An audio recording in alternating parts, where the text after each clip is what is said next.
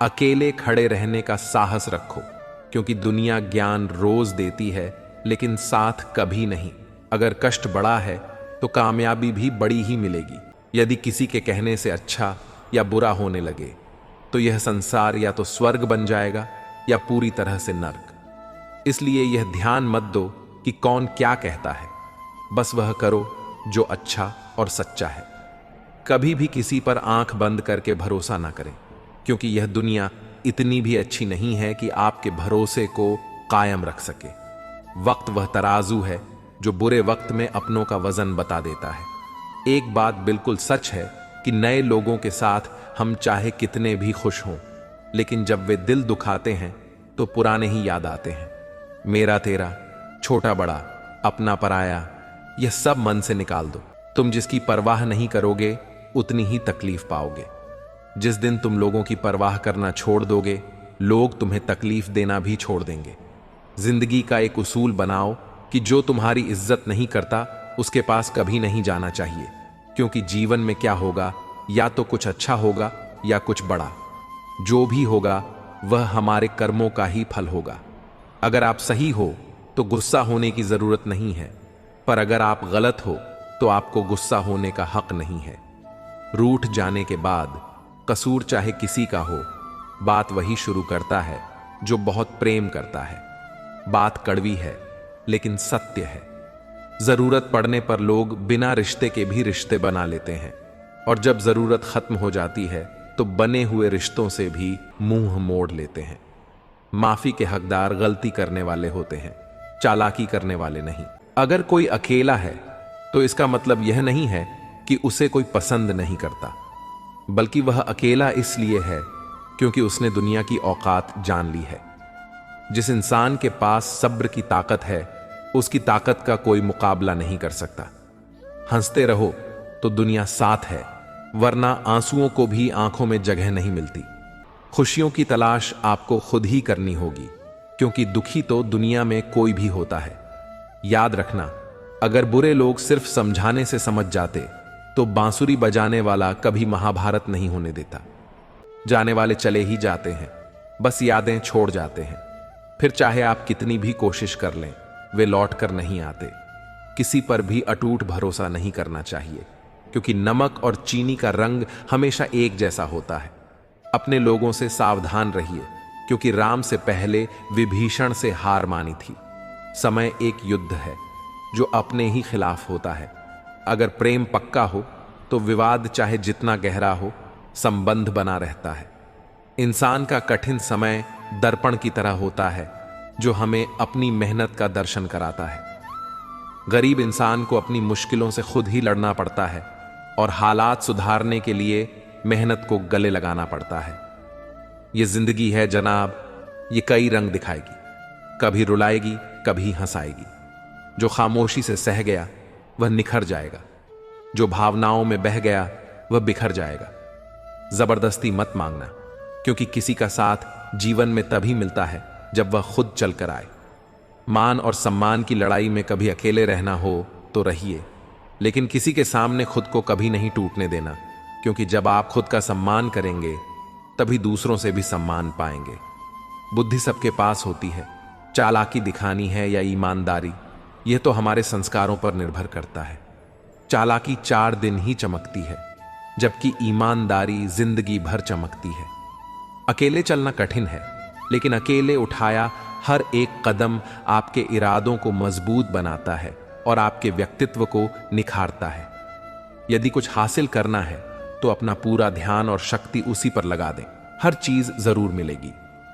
अगर कोई आपका विश्वास तोड़ता है तो उसे दिल से धन्यवाद करें, क्योंकि वह आपको यह सिखाता है कि विश्वास सोच समझकर करना चाहिए।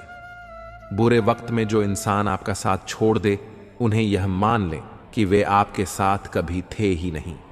समझदार व्यक्ति बदले की भावना नहीं रखता, क्योंकि वह जानता है कि भगवान सही कर्म और सही समय पर सबका हिसाब करते हैं। गलत दिशा में दौड़ने से बेहतर है सही दिशा में आराम से चलना।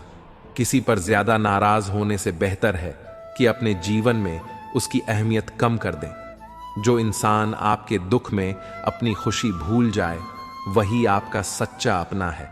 जो लोग आपकी सही बातों का गलत मतलब निकालते हैं, उन्हें सफाई देने में समय बर्बाद करना मूर्खता है। श्री कृष्ण कहते हैं, तू सोने से पहले सबको माफ कर दे, मैं उठने से पहले तुझे माफ कर दूंगा। जिंदगी की दौड़ में जो लोग आपको दौड़कर नहीं हरा पाते, वही आपको तोड़कर हराने की कोशिश करते हैं। इंसान भी कितना अजीब होता है। पहले भिखारी बनकर भगवान से हाथ जोड़कर मांगता है, फिर गर्व से उसी भगवान को दान देकर अपना नाम नीचे लिखवाता है। किसी दूसरे को दुख देकर हासिल किए गए सुख की उम्र बहुत छोटी होती है। छल कपट और पाप का फल इसी धरती पर भुगतना पड़ता है। याद रखना, समय किसी को माफ नहीं करता। पता नहीं इतनी होशियारी कहां से सीखते हैं लोग। साथ भी रहते हैं, ईर्ष्या भी करते हैं, रिश्ते भी निभाते हैं, दुश्मनी भी निभाते हैं। मुंह पर कुछ और पीठ पीछे कुछ और ही होते हैं। समय और स्थिति कभी भी बदल सकती है, अतः कभी भी किसी का अपमान न करें, न ही किसी को तुच्छ समझें। आप शक्तिशाली हो सकते हैं, पर समय आपसे अधिक शक्तिशाली है।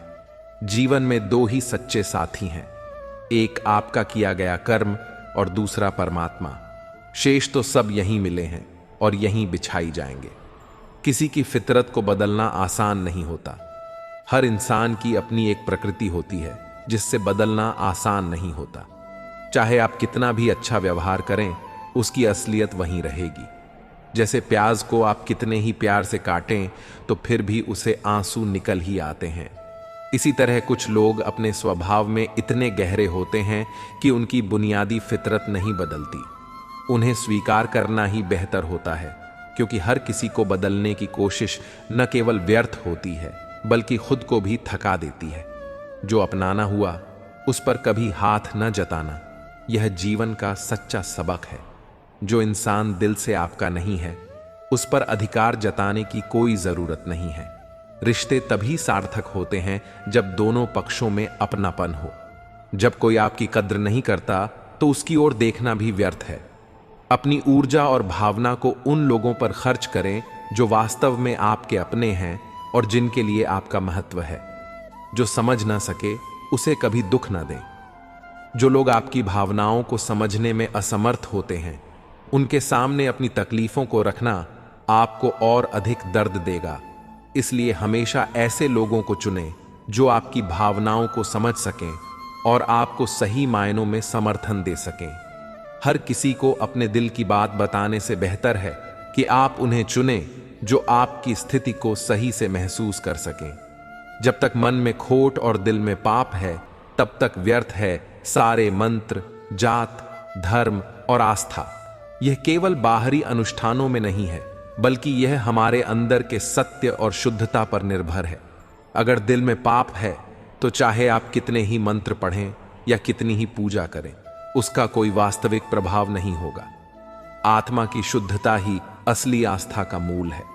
जब तक हम अंदर से स्वच्छ नहीं होंगे, तब तक कोई भी धार्मिक अनुष्ठान फलदायी नहीं हो सकता।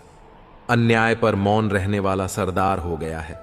इतिहास गवाह है कि जब भी किसी ने अन्याय के सामने चुप्पी साधी, उसने बाद में केवल पछतावा नहीं पाया। अन्याय के विरुद्ध आवाज उठाना ही सच्चा साहस है। जो लोग चुप रहते हैं, वे अपनी आत्मा के साथ धोखा करते हैं। धृतराष्ट्र के मौन ने भी 100 पुत्रों को खोया है। महाभारत का यह उदाहरण इस बात को और भी स्पष्ट करता है कि अन्याय पर मौन धारण करने का परिणाम कितना भयानक हो सकता है। धृतराष्ट्र अपने पुत्रों की गलतियों को देखते हुए भी मौन रहा और अंततः उसे अपनी संतान और राज्य दोनों का नुकसान उठाना पड़ा। इसलिए जब भी हमें गलत लगे, हमें चुप नहीं रहना चाहिए। अन्याय के खिलाफ आवाज उठाना ही सच्चे इंसान की निशानी है, चाहे इसके लिए कितनी भी कठिनाइयों का सामना क्यों न करना पड़े। जीवन में यह बहुत जरूरी है कि हम अपनी अंतरात्मा की आवाज सुनें और उसके अनुसार कार्य करें। जब भी हम सत्य और न्याय के रास्ते पर चलते हैं, तभी हम सच्चे अर्थों में जीते हैं। समय मनुष्य के बनाए हुए मार्ग पर नहीं चलता, मनुष्य को समय के बनाए हुए मार्ग पर चलना पड़ता है। सामने वाला यदि आवेग में पशु हो जाए, तो तुम विवेक में रहकर प्रतीक्षा करो उसके दोबारा मनुष्य बनने की। उम्र कोई भी हो, जिंदगी रोज कोई ना कोई सबक जरूर सिखाती है। जानते हैं दीपक क्यों वंदनीय है? क्योंकि वह दूसरों के लिए जलता है। दूसरों से नहीं, बिना कहे सब कुछ कह जाते हैं, बिना कसूर सब कुछ सह जाते हैं। दूर रहकर भी अपना फर्ज निभाते हैं, वही रिश्ते सच में अपने कहलाते हैं।